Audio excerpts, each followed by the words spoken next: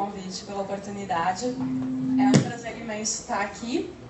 E eu sempre gosto de observar, quando eu inicio um evento, e ver pessoas, rostos... Obrigada. Alô? E ver rostos conhecidos, de amigos e de pessoas que já conhecem o meu trabalho, que se dispõem a estar aqui nessa noite para prestigiar. E também ter essa chance de conhecer pessoas que vieram, como o Neto, para saber um pouquinho mais sobre o coaching. E estão também abertos a um novo processo de vida e acho que a construção de nós mesmos, né? Isso que é o que verdadeiramente me encanta no coaching. Então, pessoal, aqui um rosto que vocês já conhecem, né? O meu nome é Francine Schwambach, eu sou natural de Concórdia, Santa Catarina, morei por 15 anos em Florianópolis e eu digo, né, geógrafa por acidente e coach por vocação. E o meu trabalho, ele existe, na verdade, eu dedico a minha vida a ajudar pessoas a encontrarem as suas próprias respostas. Pessoas que estão em busca de uma vida mais feliz, uma vida que traga mais satisfação, com base naquilo que nós somos, e não naquilo que nos disseram que a gente deveria ser. Então eu criei a My Self Coaching, e esse é o nome que remete ao nosso íntimo. O self, na definição do Jung, é a nossa alma, é aquilo que a gente tem de mais puro, é a nossa essência. Então, quando eu me vi empreendedora, eu pensei do que eu queria falar, qual era a mensagem que eu queria transmitir. E logo me veio essa resposta, porque para mim o coaching foi o caminho, foi a ferramenta que me possibilitou encontrar minha própria voz. E é isso que eu acredito que a gente vai hoje à noite ter uma amostra, e a Fran, que já conhece bem o meu trabalho também, pode falar que eu trabalho muito voltado para o autoconhecimento. E eu conheci o coaching em 2012 e foi um momento da minha vida em que eu realmente estava disposta a mudar algumas coisas, né? E eu cheguei aqui em Curitiba há 2 anos, como eu falei, eu vim de Santa Catarina, e quando eu cheguei aqui em Curitiba, é muito engraçado essa história, mas eu cheguei aqui em Curitiba, gente, eu não tinha nada, de verdade. Eu vim para Curitiba com 2 malas de roupa, uma caixa de livros, porque a gente não pode deixar os livros, né? E foi assim que eu comecei a minha vida aqui há pouco mais de 2 anos, exatamente, oficialmente no dia 1º de agosto de 2013. E então, estar aqui hoje é, na verdade, a realização de um sonho.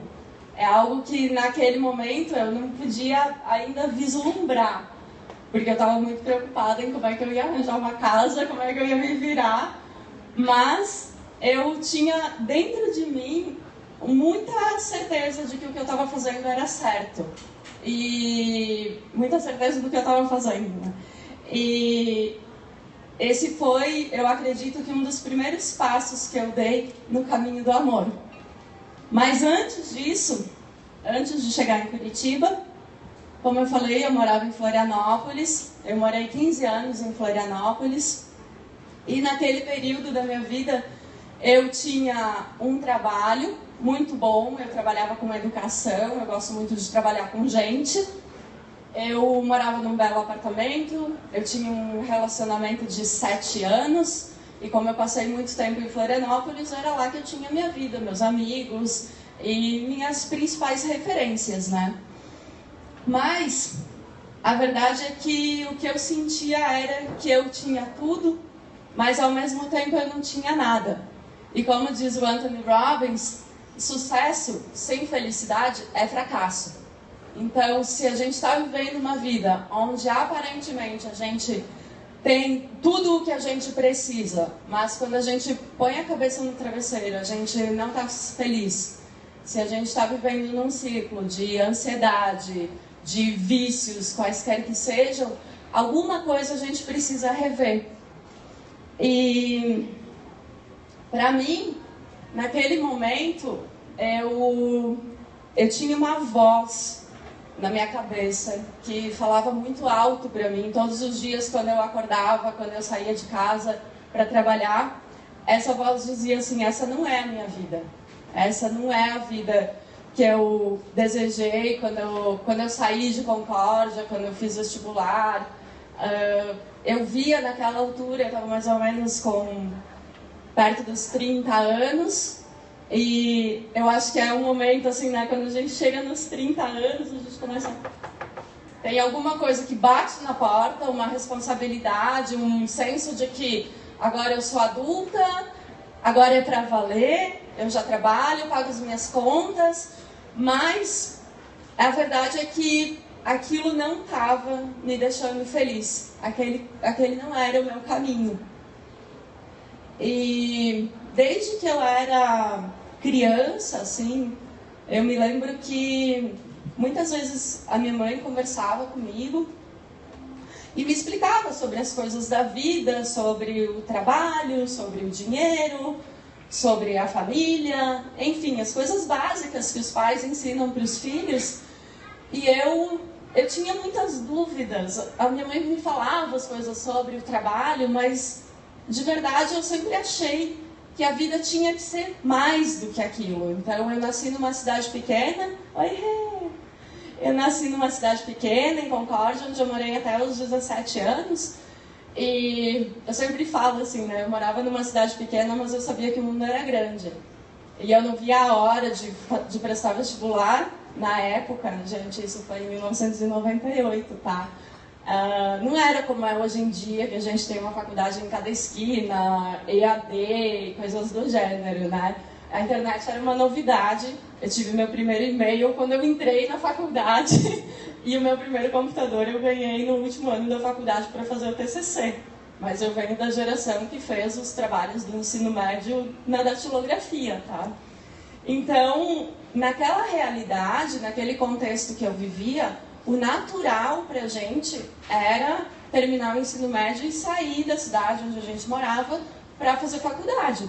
Eu tenho uma irmã mais velha, foi isso que a minha irmã fez alguns anos antes, e eu não via a hora de passar no vestibular e poder morar em outro lugar.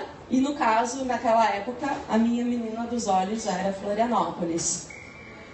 E foi assim que, quando chegou o momento de fazer o vestibular, eu olhei a média de alunos por vaga e uma das primeiras decisões da minha vida, uma das mais importantes que eu tomei, foi pensando assim: eu acho que nesse aqui eu vou dar conta de passar. E eu fiz o vestibular e passei. Então esse foi o meu critério para entrar na universidade.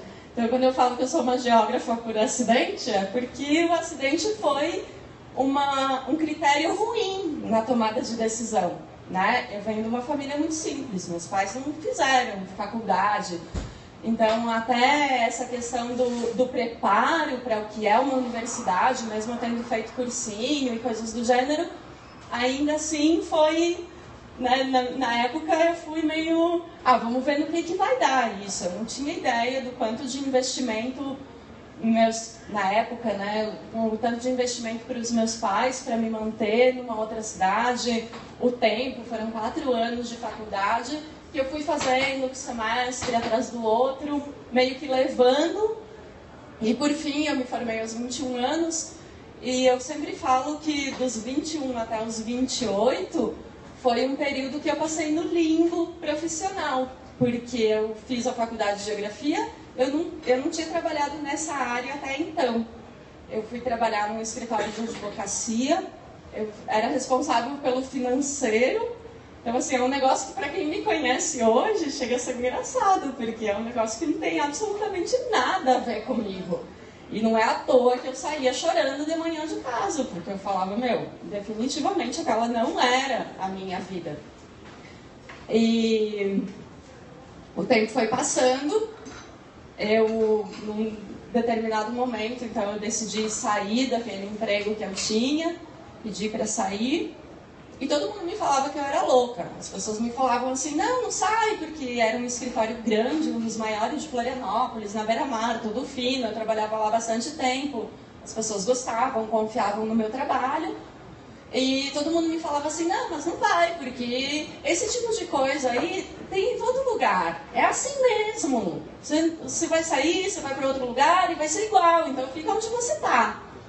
Mas eu não aguentava mais aquilo, né? Vocês também fazendo assim, vocês já ouviram esse tipo de coisa, né?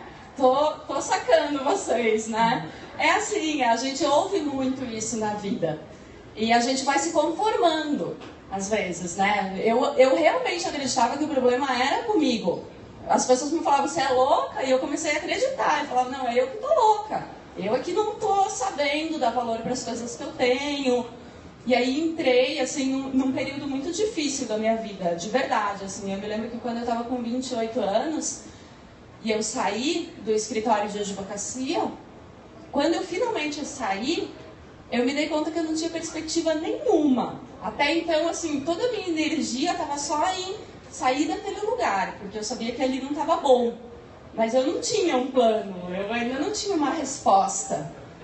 E foi um período assim que em poucas semanas eu emagreci quase 10 quilos, eu só chorava, eu não dormia, eu não comia, eu só chorava porque eu olhava para minha vida e eu falava, meu Deus, o que eu fiz que de pessoa que eu sou, porque como é que a gente vive num mundo onde a gente pode ser, eu sempre faço essa brincadeira, gente, que a gente pode ser desde proctologista a astronauta. Você pode fazer qualquer coisa no mundo.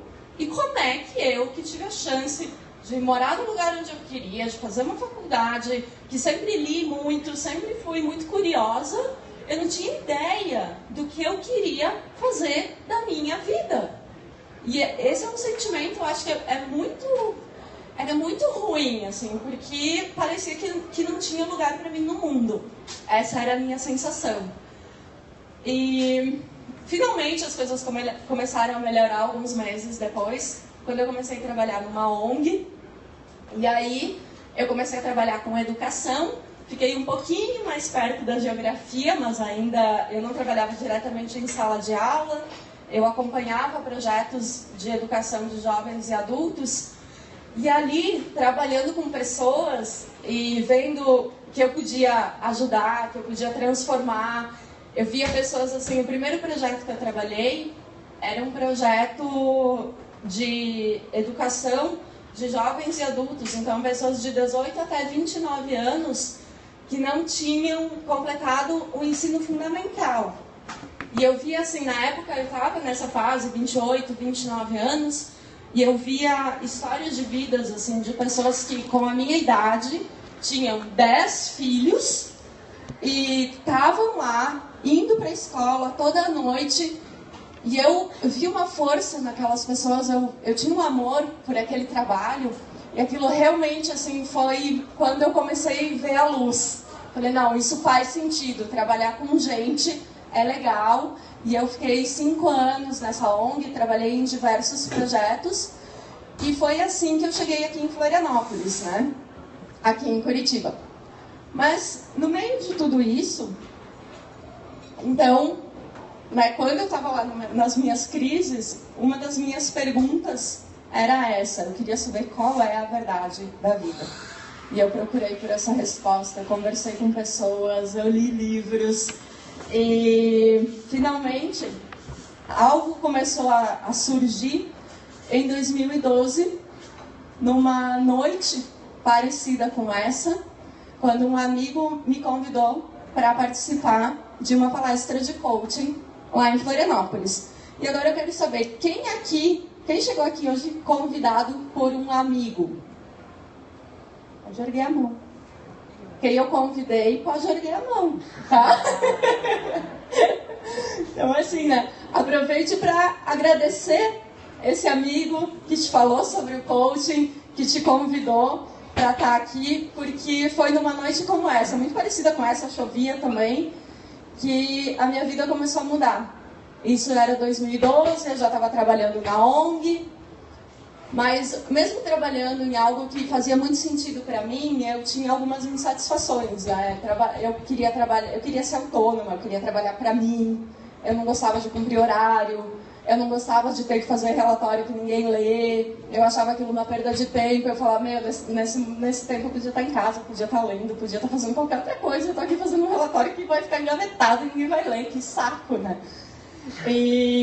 Mas enfim, naquela noite, quando eu conheci a pessoa que mais tarde se tornou a minha Master Coach, eu me lembro que eu fiquei encantada. Eu não sabia muito sobre coaching e o pouco que eu sabia eu tinha um certo preconceito, porque eu achava que era aquela coisa coaching Roberto Justus, né? É a meta, é o resultado, é o foco. Era uma coisa muito, para mim, muito fria.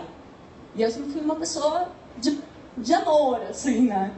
Mas, como um amigo meu, uma pessoa que me conhecia bem, me indicou e ele falava pra mim, Fran, tem tudo a ver contigo, você tem que ir lá ouvir o que essa mulher fala. Ele tinha acabado de passar pelo processo de coaching com ela. Ele falou, vai lá, você vai gostar.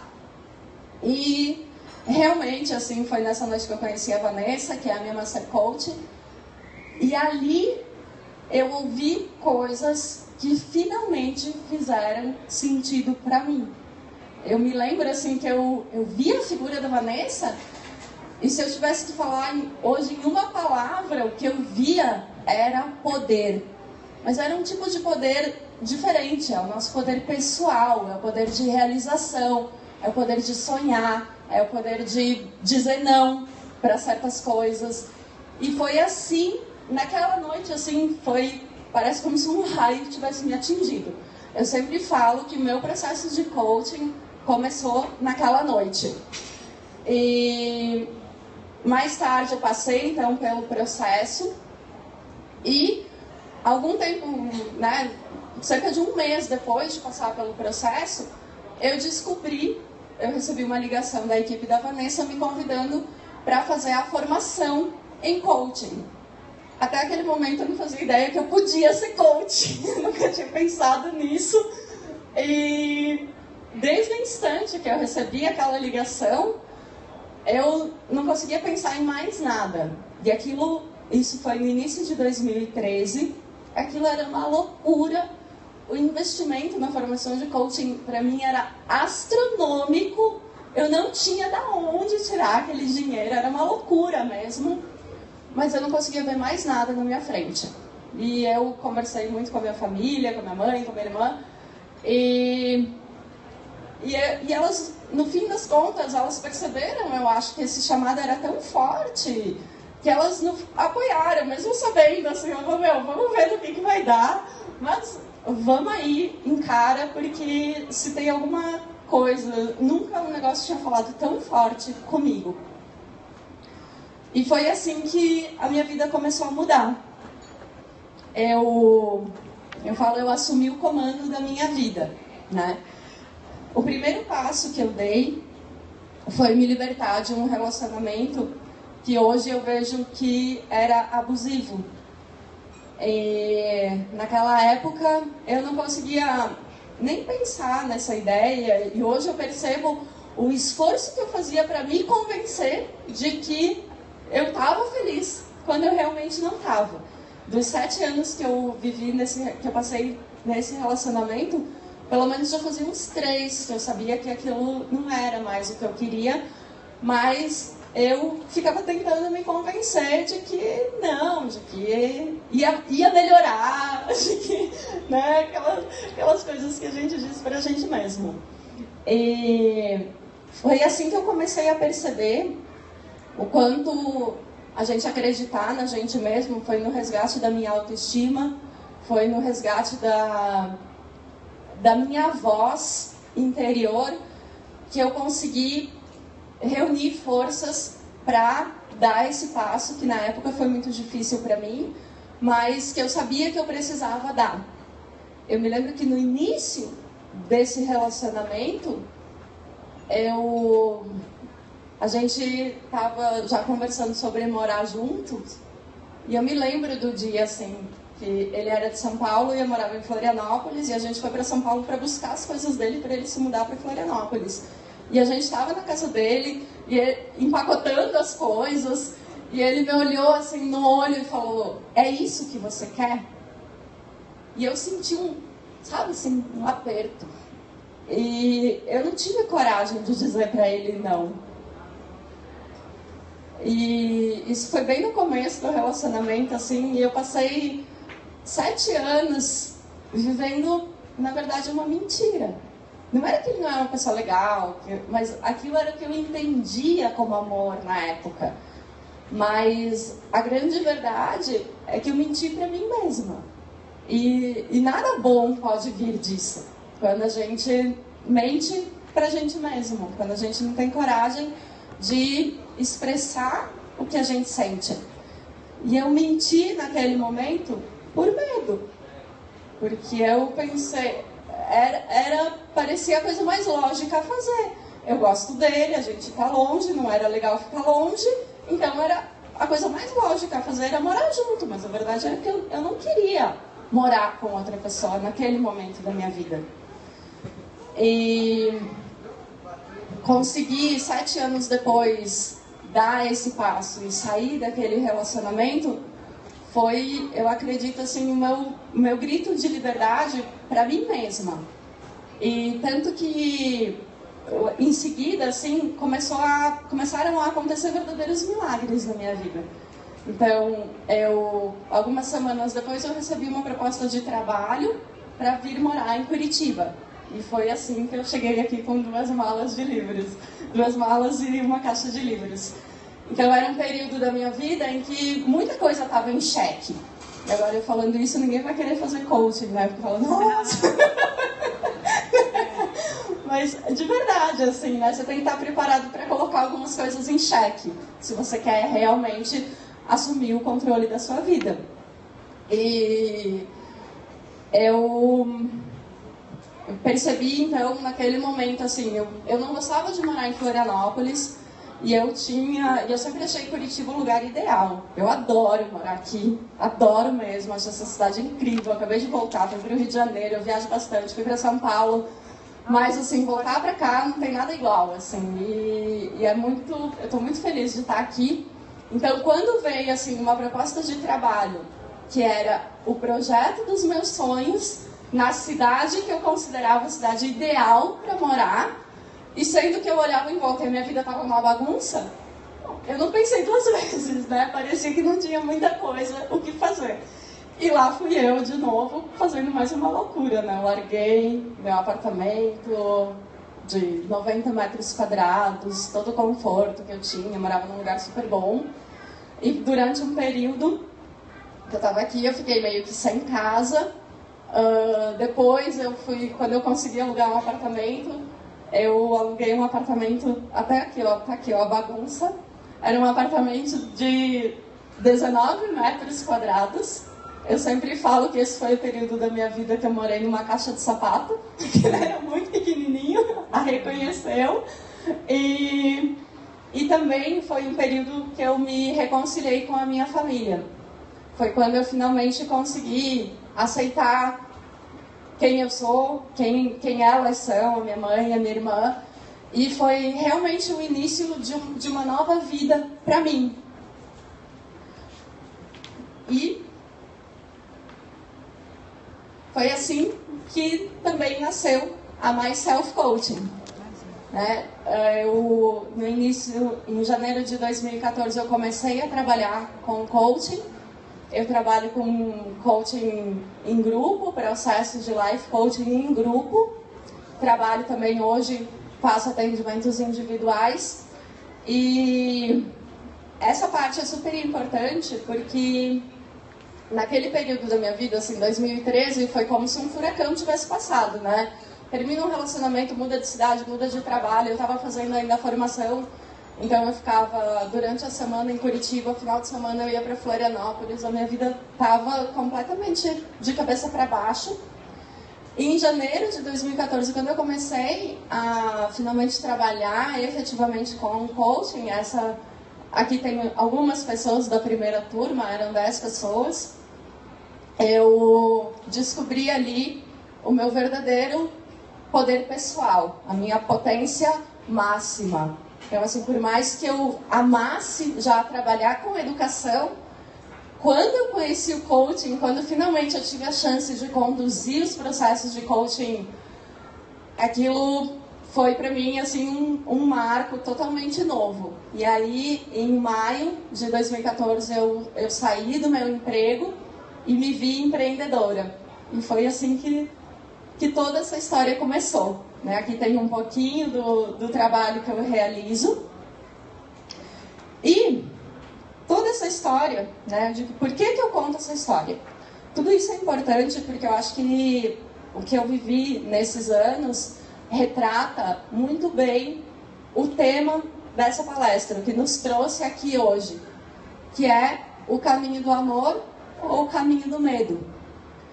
A gente, essencialmente, a gente pode tomar decisões na vida e, essencialmente, as nossas decisões, quaisquer que sejam, elas vão nos direcionar. Ou essa decisão vai ser baseada no medo, ou essa decisão é baseada no amor. E quando eu falo de amor, eu estou falando de um sentido de amor maior. Estou falando de um amor pela vida, um amor incondicional. Aquilo que realmente é a nossa expressão no mundo. E esse é um caminho que eles têm diferenças bem básicas, assim, né? Eu não sei se alguém aqui conhece o Curso em Milagres. Alguém já ouviu falar do Curso em Milagres? Reconhece?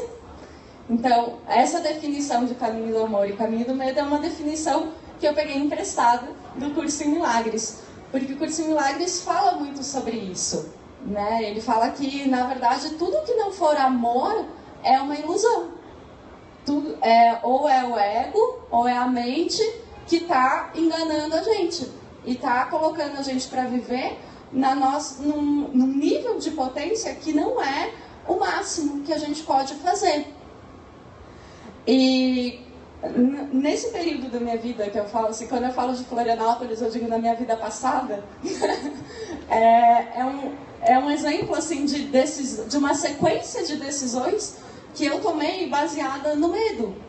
Então, eu morava num apartamento legal, eu morava numa cidade legal, eu tinha um emprego bom, eu estava num relacionamento, mas, de verdade, nada daquilo me deixava feliz.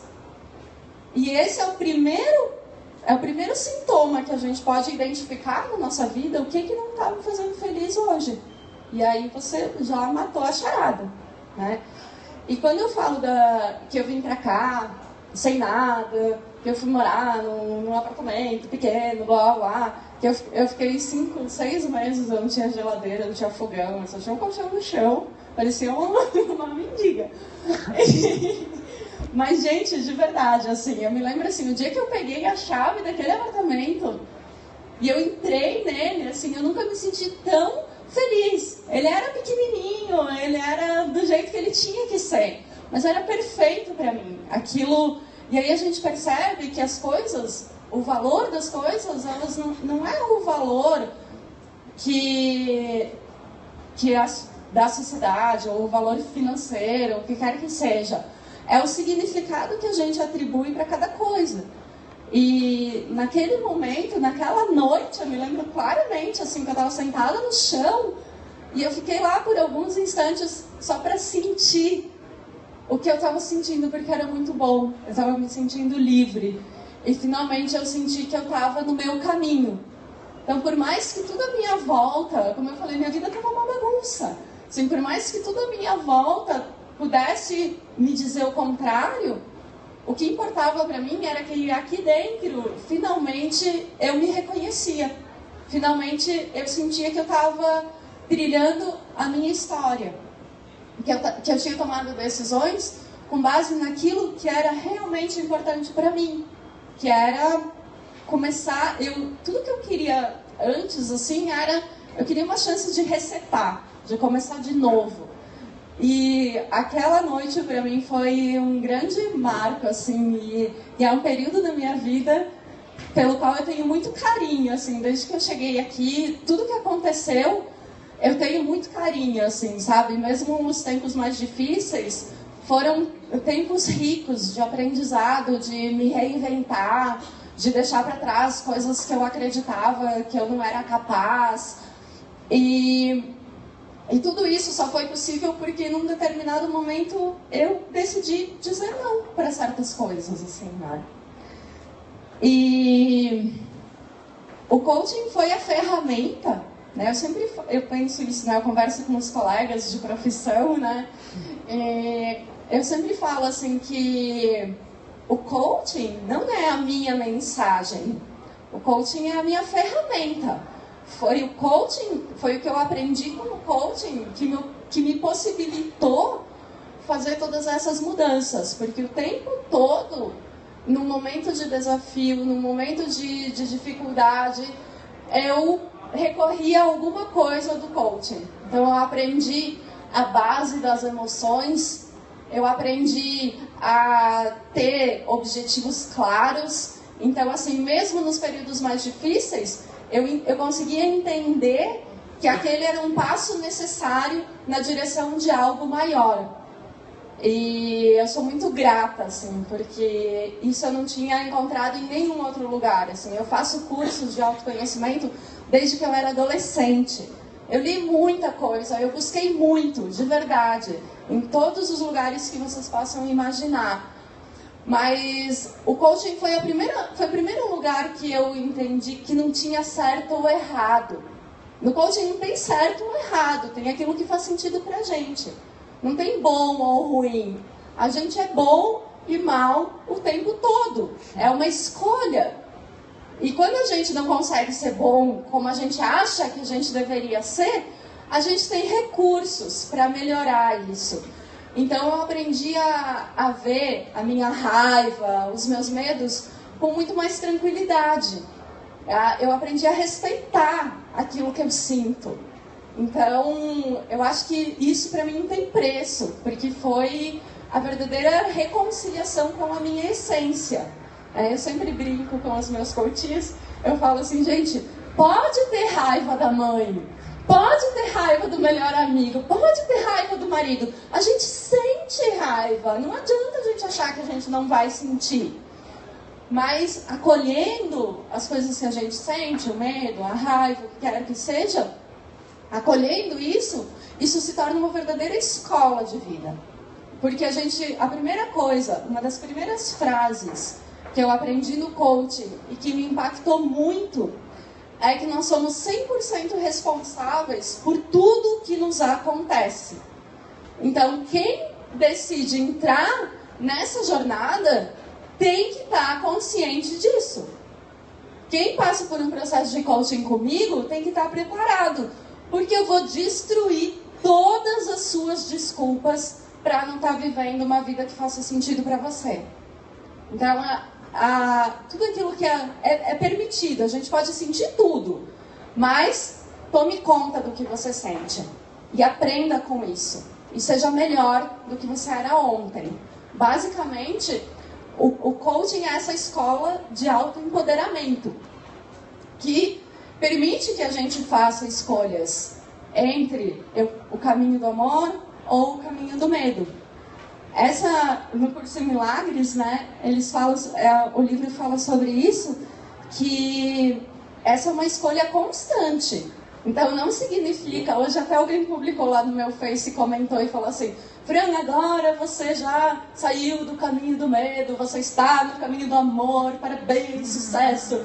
Querida, agradeço o comentário, mas essa é uma escolha que a gente faz minuto a minuto. E é importante que a gente esteja sempre consciente dessa escolha. Então, assim, não é que eu estou imune a sentir medo só porque eu estou aqui falando sobre isso. Muito pelo contrário. Se vocês perceberam, quando eu comecei a falar, a minha mão estava tremendo. Né? Bem-vindo! Significa que eu estou hoje avançando num novo território. É só isso. e tá tudo bem. Mas é importante que a gente tenha consciência de que a gente pode fazer essa escolha e que existe um outro caminho. Porque eu vivi 32 anos da minha vida sem saber que tinha esse outro caminho, sem ter conhecido esse caminho. Então, a minha mensagem, quando eu falo assim, minha mensagem não é o coaching, eu penso que hoje a minha mensagem principal é essa. Existe um caminho que pode ser melhor para a gente. E o convite que eu faço é para a gente analisar o que na nossa vida, quais são os aspectos da nossa vida em que a gente pode ainda estar no caminho do medo. O caminho do medo, ele dá alguns sinais. Um dos principais sinais de quando a gente está no caminho do medo é que a gente sente que a gente não está no comando da nossa vida. Então a gente é vítima, né? Vítima. Gente, a crise. Não tem nada melhor do que uma crise para a gente sentar e reclamar. Né? Ai, a crise, ai, o mercado, ai, isso, ai, olha o dólar, olha o não sei o quê. Então, assim, a gente sente que a gente não está no comando. Aí a gente gosta de xingar o chefe, que o chefe que é um mala, estragou o meu dia, é o marido que não faz as coisas que eu peço. Então, tudo é uma desculpa para a gente ser uma vítima das circunstâncias. Então, se em algum ponto da sua vida, em alguma área da sua vida, você sente hoje que você não está no comando, repense.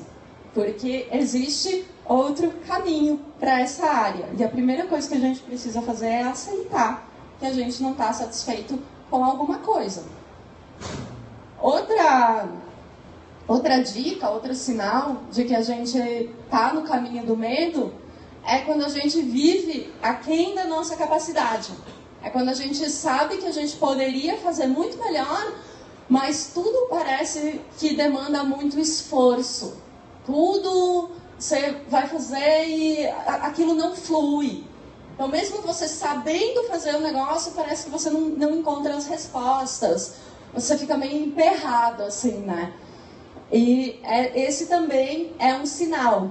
E uma coisa super importante é que não necessariamente, aqui a questão é que então o seu emprego que é ruim e que todo mundo agora vai sair daqui e fazer formação em coaching. Também não é isso. Porque você pode viver no caminho do amor, você pode, é uma escolha. Então mesmo no seu dia a dia, mesmo no seu trabalho, pode, sei lá, ter a sua rotina, a grande questão aqui é você escolher olhar para isso de uma outra maneira. O medo é seu, o medo não é do mundo, é você que tem que lidar com isso.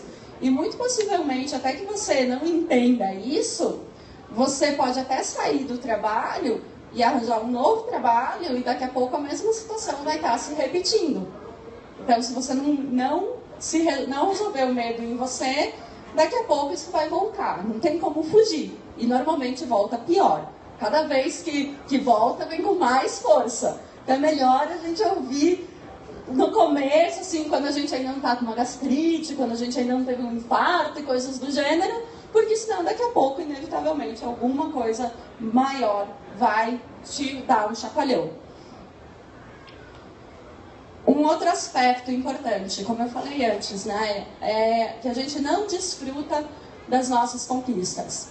Então, se você percebe que você faz um mega esforço, como é eu passar no vestibular, conseguir um novo emprego, eu fiz outra faculdade, fiz habilitação em licenciatura em geografia, você faz coisas, mas quando você, ou comprar um apartamento, comprei um apartamento lindo, maravilhoso, sol da manhã, piscina, não sei o quê.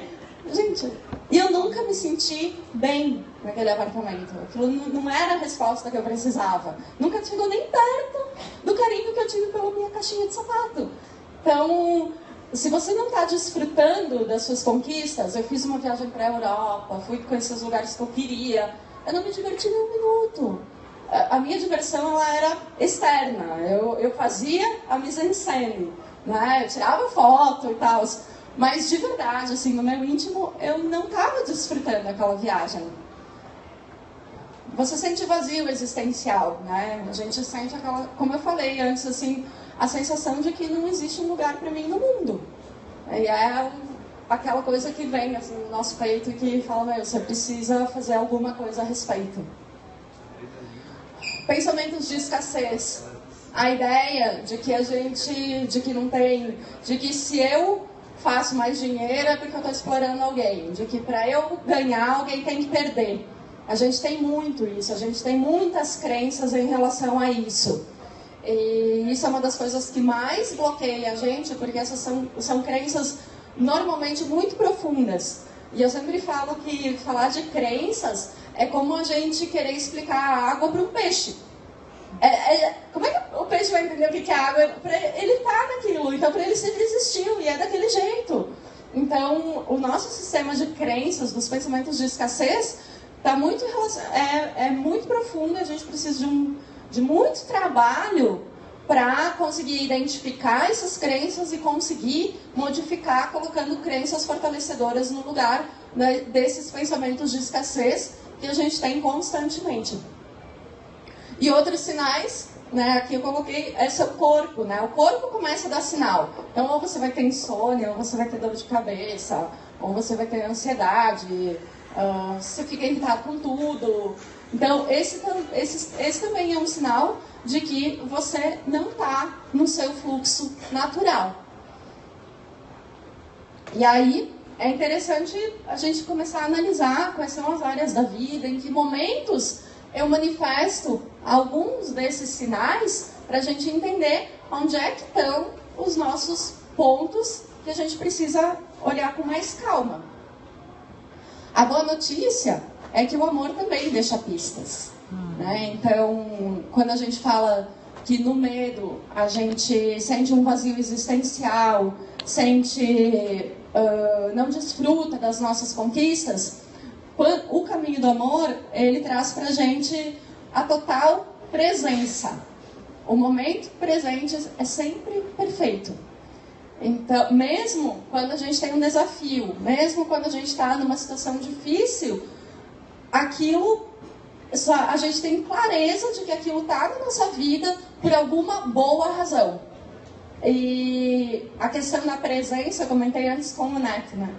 A gente vive sempre ou remoendo alguma coisa que aconteceu, que a pessoa falou, porque não sei o quê, ou aquilo que a gente imagina que não vai dar certo em algum ponto.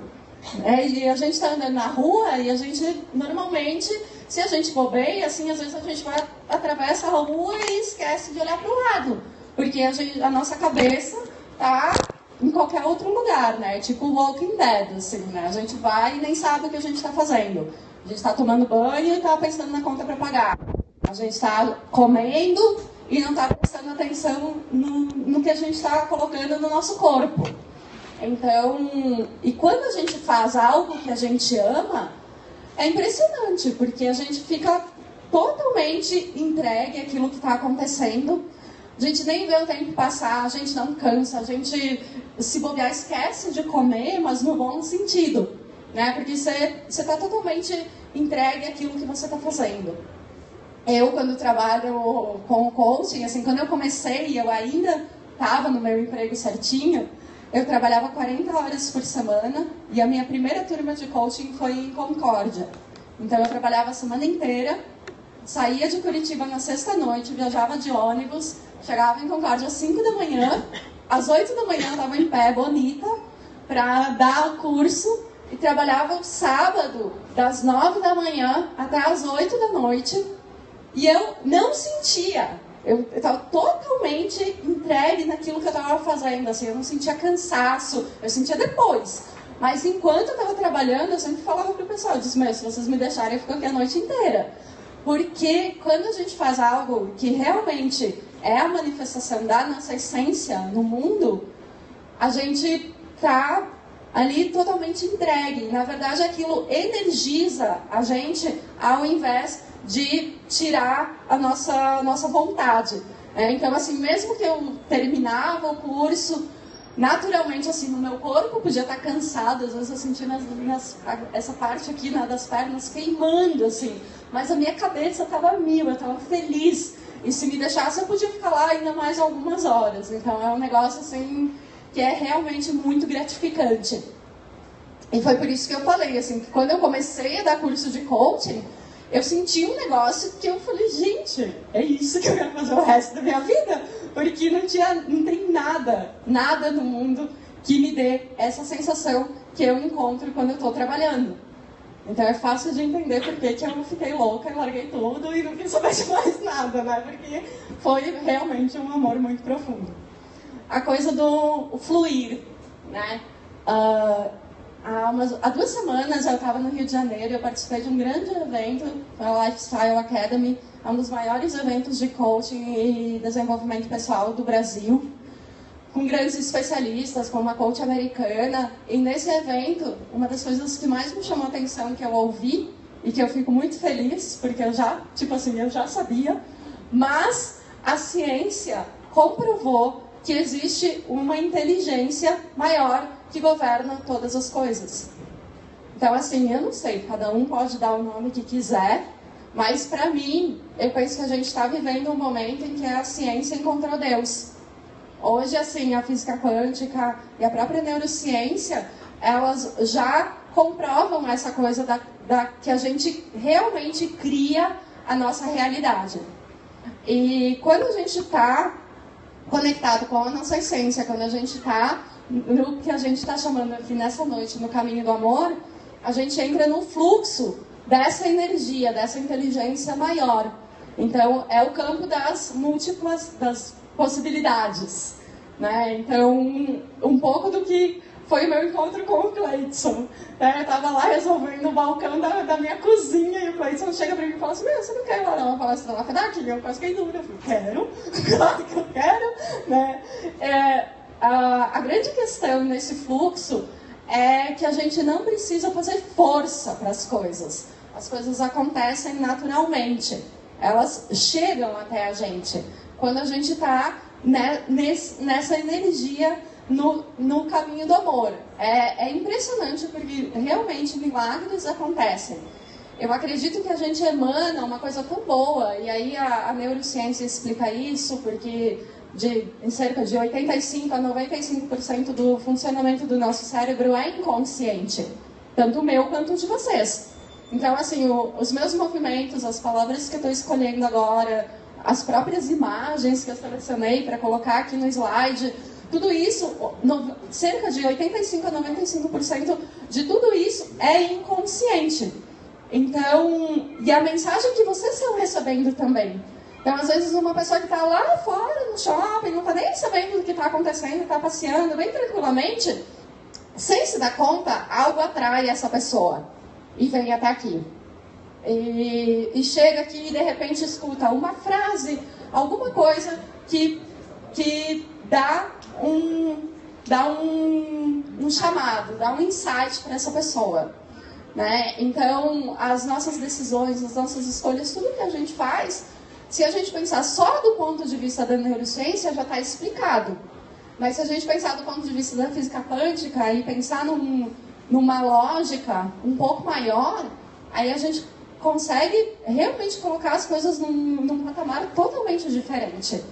E se abrir para isso, tá atento. Eu gosto muito da Oprah Winfrey, e ela tem uma frase que eu li recentemente, assim, que eu achei sensacional, que ela falou assim que a razão pela qual ela viveu a vida extraordinária que ela teve foi porque ela estava atenta, porque ela prestou atenção a cada minuto, né? Eu penso muito nisso, assim, nossa, a gente tem que estar presente, porque os milagres, eles estão disponíveis o tempo todo. Então, quando algo não está acontecendo na minha vida, eu tenho certeza que sou eu que estou bloqueando.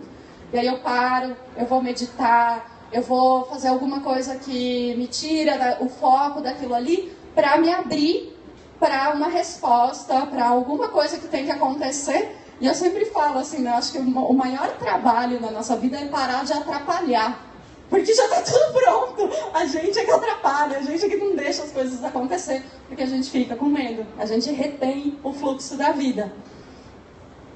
evolução, né? Eu já falei. Então, assim, mesmo as situações mais difíceis, aquilo que poderia ser compreendido como um empecilho, um problema, eu faço assim, acho que faz mais de um ano que eu não consigo falar assim que eu tenho um problema.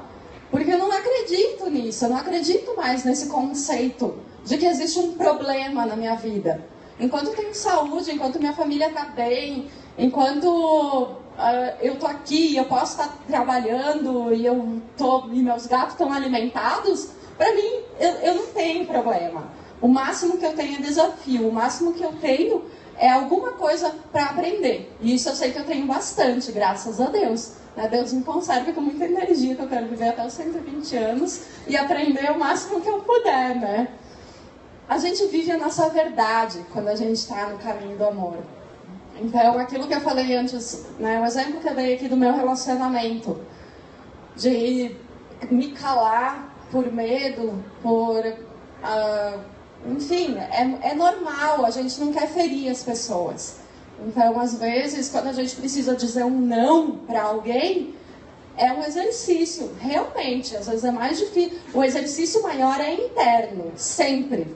Né? A gente aceitar que, de repente, tem uma situação que eu vou precisar resolver de uma outra maneira. Mas se torna meio que inevitável viver a nossa verdade. É algo que eu não consigo mais pensar assim em não ser desse jeito. É uma necessidade para mim ser franca. Quando eu sinto que, às vezes, um projeto, eu vou até um determinado ponto com um projeto e eu percebo que não era aquilo que eu queria. E aí eu tenho que chegar para as pessoas e dizer, olha, é o seguinte, não vai rolar. Né? E isso era uma coisa que eu não sabia fazer até algum tempo atrás. Depois de quebrar a cara algumas vezes, eu falei, ok, tá bom, chega. Vamos economizar essa parte, porque é a melhor coisa a fazer. Ao dizer não para alguma coisa, a gente também está abrindo espaço na nossa vida para que novos projetos cheguem, novos trabalhos. Então, se a gente tem essa grandeza e essa confiança no caminho que a gente escolheu, certamente algo melhor vai aparecer. Eu confio muito, eu acredito muito nisso, assim, né? Outra coisa, né, aqui, indiscutivelmente, quem está no caminho do amor está sempre conectado com um sentimento de gratidão. É impossível a gente não sentir gratidão pelas pessoas que chegam, mesmo como falou esses dias, né? Mesmo os estrupícios que chegam na vida, a gente olha e fala assim, meu, obrigada, porque você está me mostrando algo super importante sobre mim mesma. Né? Então a Fran sabe, eu falava isso muito no curso, né? Quando uma pessoa te irrita, meu, abraça essa pessoa e dá um beijo nela, porque ela está te dando uma mega oportunidade. Então, é impossível a gente não estar conectado com um sentimento de gratidão. E eu costumo dizer, eu acho que esse é o melhor remédio, assim. Né? Se você quer sair de casa, com o seu dia blindado, garantido, que você vai ter um bom dia, antes de sair, conecte-se com um sentimento de gratidão. Tem dias que é muito difícil, tem dias que eu não consigo, de verdade. Mais alguém aqui? Tem dias que a gente não consegue, né? Tem dias que, meu, é osso. Mas, em geral, assim, eu faço essa experiência de colocar o cronômetro no celular para ver, assim, quanto tempo demora. E dificilmente demora mais do que 5 minutos nos dias que eu tô meio... Falo, não, para tudo, Francine, e vamos pensar e entrar em contato com a gratidão. E é de verdade. Não é assim, ai, que bom, não, porque eu tenho uma casa, porque não sei o quê. Não, é de verdade mesmo. É sentir mesmo, é entrar na sintonia, na frequência da gratidão. E a grande questão é que muitas vezes a gente acha que a gente não tem tempo para isso. A gente fala, não, mas eu tenho um compromisso, eu tenho que estar lá na FENAC 6h40 e a gente não se dá conta do quanto de tempo a gente economiza, dedicando às vezes 2, 3 minutos, 5, se for o caso, para se conectar com esse sentimento e ver que isso lá na frente vai fazer uma mega diferença. E, por fim, né, quando a gente está no caminho do amor, a gente vive uma vida com propósito. E o que é uma vida com propósito? Eu vejo muita gente correndo atrás de descobrir, mas então qual é a minha missão? Quem for fazer o processo de coaching, a gente tem lá uma sessão especial, só para falar de missão de vida. 1 hora inteira, missão de vida. Para a gente conseguir identificar algumas coisas sobre a gente mesmo. Mas, essencialmente, eu posso te responder isso numa frase, né? A sua missão de vida é ser você. Simples assim. É manifestar, é ser verdadeiro com você, é ser grato. E aí, inevitavelmente, você já tem uma vida com propósito. Você nem precisa procurar, porque você já está vivendo isso. O resto é uma consequência. As coisas se tornam muito mais simples. É mágico, assim. Eu olho hoje, eu falo, gente, ainda bem que lá em 2013 eu fui louca e assumi um compromisso de 20 e tantos mil reais que eu não tinha de onde tirar para fazer essa formação em coaching. Porque hoje eu falo assim, gente, o mundo precisa. O mundo realmente precisa de mais gente fazendo coaching, pelo amor de Deus. Assim, eu vejo tanta gente sofrendo à toa. Tanta gente criando problema onde tudo poderia ser muito mais simples. E, na verdade, assim, eu penso que é muito mais difícil a gente viver no caminho inverso ao nosso fluxo. Assim, né? Eu tinha uma crença de que o autoconhecimento, para mim, estava muito associado a abrir mão de coisas. Então, quero dizer que se eu vou ser coach, eu nunca mais posso sentar num bar e tomar cerveja com os amigos, porque eu não posso, eu sou um modelo, vão me julgar, blá blá blá. Então eu não posso mais fazer isso, então eu vou me tornar uma pessoa chata. Eu tinha muitas essas crenças, assim, né? E aí, de repente, eu comecei a perceber que eu podia investir meu tempo em coisas tão melhores e é tão mais simples. E eu tenho muito menos necessidade de certas coisas que eu precisava antes, tipo comprar coisas loucamente que eu nunca usava. E, sei lá, baladas e coisas do gênero que hoje eu olho e aquilo me parece tão vazio, assim, né? Então, sei lá, né? Cada um, mas eu acho que quando a gente porque na verdade, assim, nenhuma dessas coisas me trouxe respostas, as verdadeiras respostas que eu procurava. E eu falei antes da minha grande questão, né? Qual é a verdade da vida? Eu acho que essa pergunta é muito profunda. Hoje, quando eu penso que eu era adolescente, que eu era muito jovem, eu estava me perguntando